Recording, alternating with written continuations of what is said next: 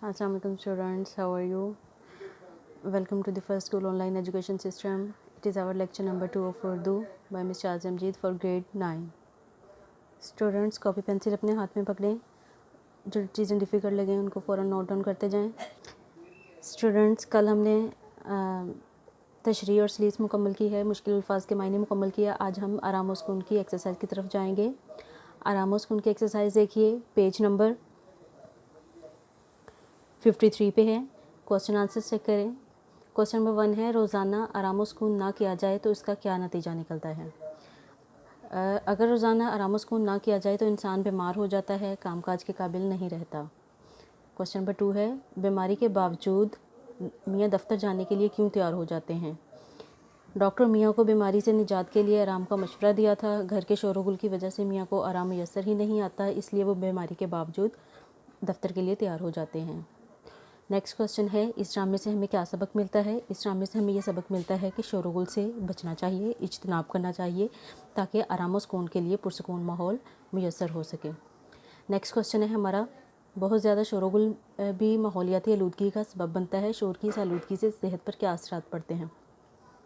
शोर की आलूदगी से इंसान असाबी तनाव का शिकार हो जाता है और क़ुव्वत समात बुरी तरह मुतासिर होती है. दिल और ब्लड प्रेशर की बीमारियां भी शुगर की आलूदगी से जन्म लेती हैं, शोर की आलूदगी से जन्म लेती हैं.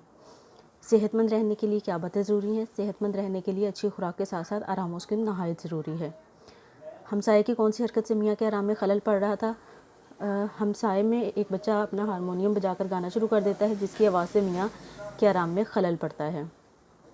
इसके अलावा कुछ एडिशनल क्वेश्चन जो इस चैप्टर में से निकाले आपके नोट्स में ऐड कर दिए गए हैं, चेक कर लीजिएगा आप. उसमें है, इशफाक साहब को क्या बीमारी थी, मतलब मियाँ को बीमारी क्या थी. मियाँ को कोई बीमारी नहीं थी, सब काम ज़्यादा करने की वजह से थकान और हरारत महसूस हो रही थी.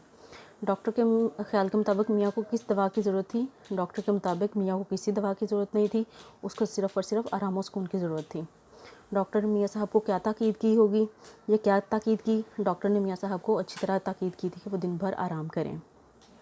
एक और क्वेश्चन है, डॉक्टर साहब ने क्यों कहा कि मरीज़ के कमरे में शोरगुल नहीं होना चाहिए.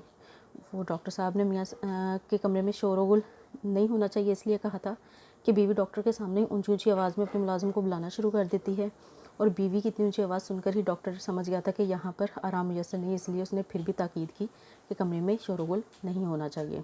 जी स्टूडेंट्स, नेक्स्ट क्वेश्चन की तरफ आएँ. जुमलों को दुरुस्त करके लिखना है. नंबर 1 है, मेरे अब्बू दफ्तर से वापस लौट आए हैं. ये गलत जुमला है, इस तरह नहीं होता. मेरे अब्बू दफ्तर से लौट आए हैं, लौट आना भी वही बात होती है. वापस लौट आए, वो भी 2 टाइम्स उन्होंने रिपीट कर दिया, वापस आ गए, लौट आए, इसलिए ये जुमला गलत है. करेक्ट सेंटेंस है इसका, मेरे अब्बू दफ्तर से लौट आए हैं.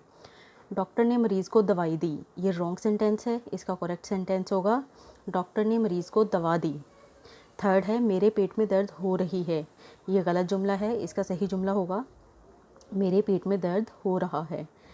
आगे है, ये मेज़ पुराना हो चुका है, ये मेज़ पुरानी हो चुकी है, क्योंकि मेज़ मोनस है इसलिए ये मेज़ पुरानी हो चुकी है.